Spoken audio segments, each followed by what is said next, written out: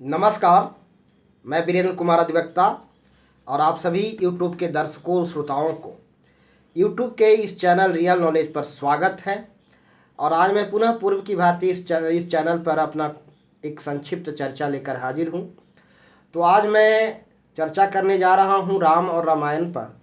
हालांकि इस विषय पर पहले भी मैंने एक चर्चा प्रस्तुत किया था इस चैनल पर, परंतु पुनः मैं अपनी बात को और आगे बढ़ाने के लिए इस विषय पर आज भी एक संक्षिप्त चर्चा लेकर आप लोगों के समक्ष हाजिर हूँ। तो चलिए अब मैं बातों की शुरुआत करता हूँ।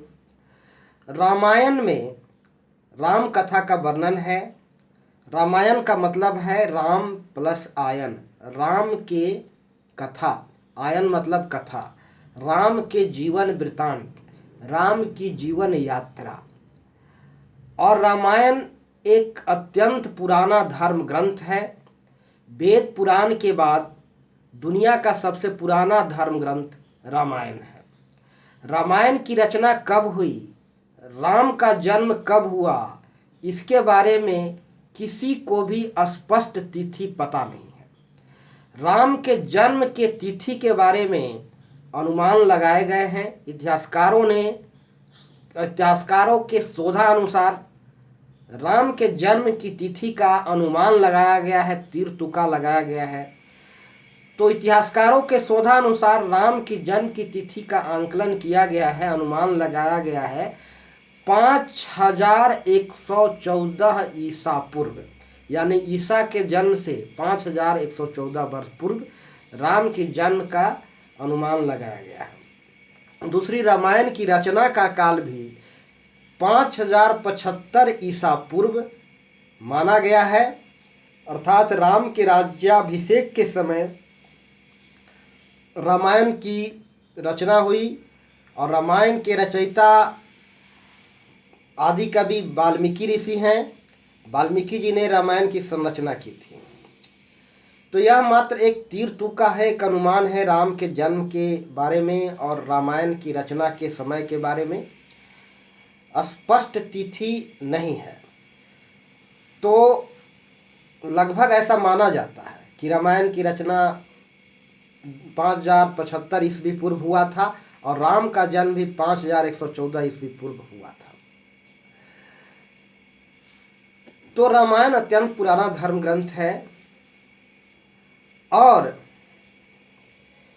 रामायण इतनी पुराना है, इस नाते इस आधार पर यह कहा जा सकता है कि इसमें अनेकों बार इंटरप्रिटेशन हुए हैं, अनेकों बार इसके संस्करण छपे हैं।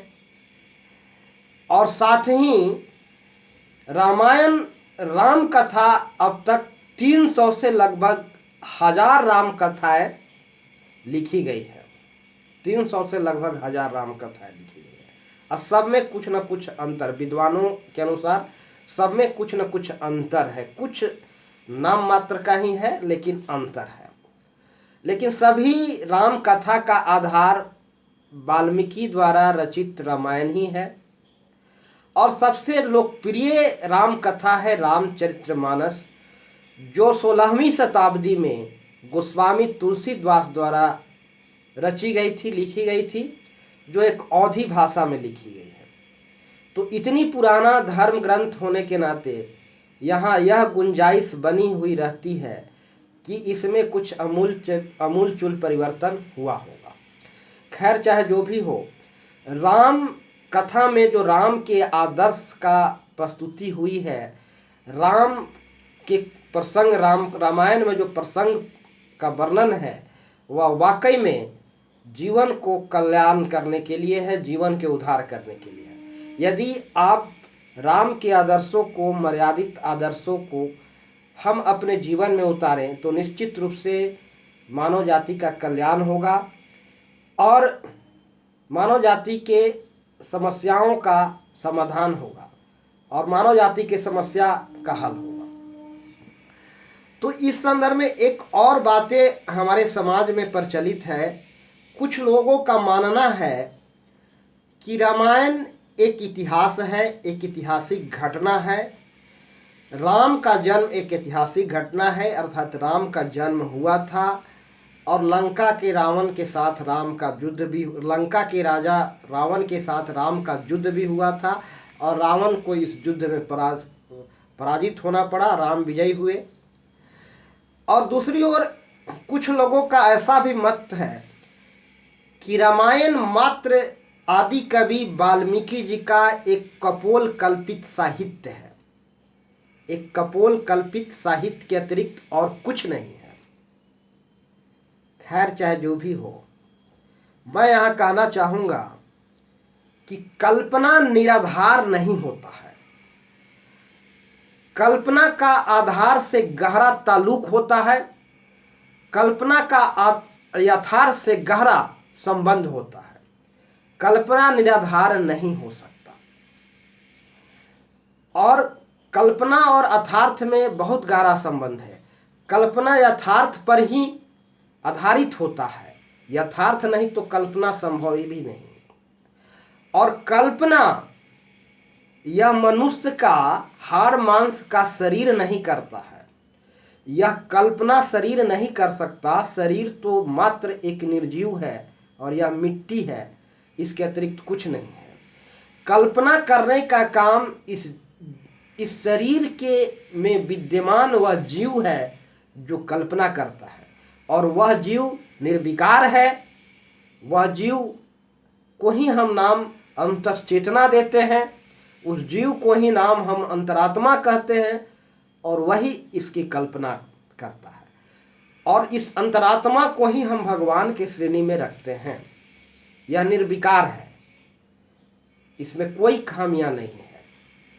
तो यह पवित्र आत्मा, यह शुद्ध आत्मा ही कल्पना करता है। यदि रामायण एक आदि कवि वाल्मीकि जी का कपोल कल्पित साहित्य है तो यह उनकी अंतश्चेतना से निकली हुई साहित्य है और कल्पना का यथार्थ से गहरा संबंध होता है। यथार्थ के बिना कल्पना संभव नहीं है।